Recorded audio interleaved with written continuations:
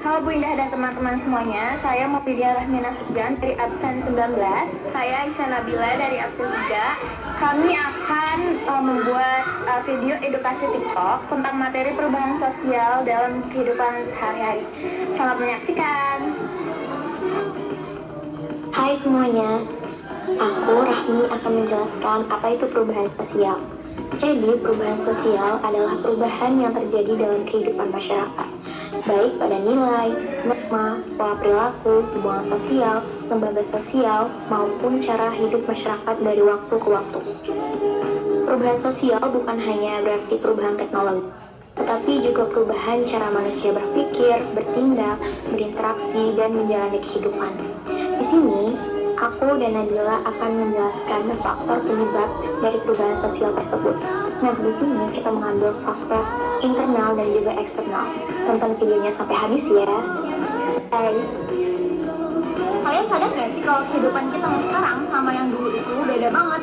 Kalau yang dulu itu cara berkomunikasinya lewat surat ataupun ketemu langsung. Nah, kalau sekarang itu kebanyakan bisa pakai smartphone atau video call, jadi gampang dan simpel. Nah, aku sama Nabila akan membahas perubahan sosial yang terjadi dalam masyarakat beserta contoh sehari-harinya dari faktor internal dan eksternal. Selamat menyaksikan. Saya Aisyah Nabila ingin menjelaskan tentang faktor internal. Faktor internal adalah penyebab perubahan sosial yang berasal dari dalam masyarakat itu sendiri. Yang pertama itu ada penemuan baru, contohnya munculnya smartphone. Nah, dulu orang berkomunikasi menggunakan surat atau telepon rumah. Setelah smartphone berkembang, orang bisa berkomunikasi melalui chat, video call, dan mencari informasi belajar dan berbelanja lewat satu perangkat. Nah, dampaknya yaitu komunikasi menjadi lebih cepat dan mudah, namun penggunaan HP yang berlebihan juga dapat membuat interaksi secara langsung berkurang. Nah, yang kedua itu ada perubahan gaya hidup. Contohnya, masyarakat lebih memilih berbelanja online dibandingkan berbelanja offline.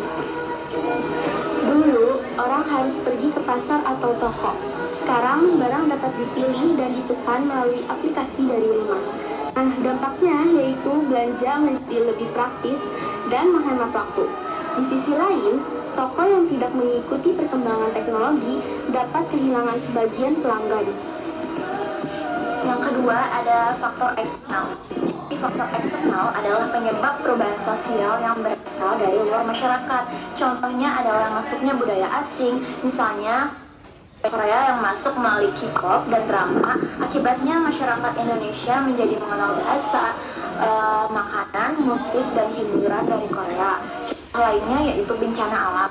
Misalnya terjadi banjir, lalu masyarakat kemudian mengubah kebiasaan dengan lebih menjaga kebersihan lingkungan dan tidak membuang sampah sembarangan. Jadi kalau perubahan berasal dari luar masyarakat itu disebut faktor eksternal. Kesimpulannya adalah internal berarti dari dalam masyarakat, contohnya penemuan baru, perubahan pola pikir, dan juga perubahan jumlah penduduk.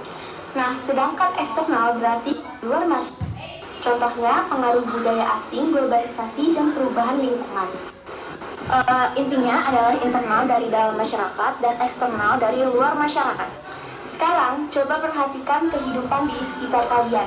Kira-kira perubahan sosial apa yang paling kalian rasakan? Dari saya Maulidia Rahmi Nasution absen 19, saya Aisyah Nabila absen 3. Terima kasih.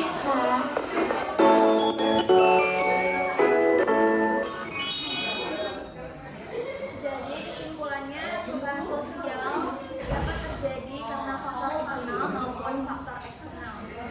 Faktor internal berasal dari masyarakat dalam seperti perubahan jumlah penduduk, penemuan baru, konflik, dan pemberontakan. Sedangkan faktor eksternal berasal dari luar masyarakat seperti bencana alam, peperangan, dan pengaruh kebudayaan masyarakat lain.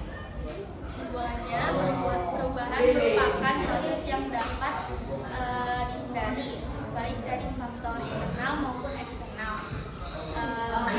Dan dapat mengubah kehidupan masyarakat sehingga masyarakat perlu mampu beradaptasi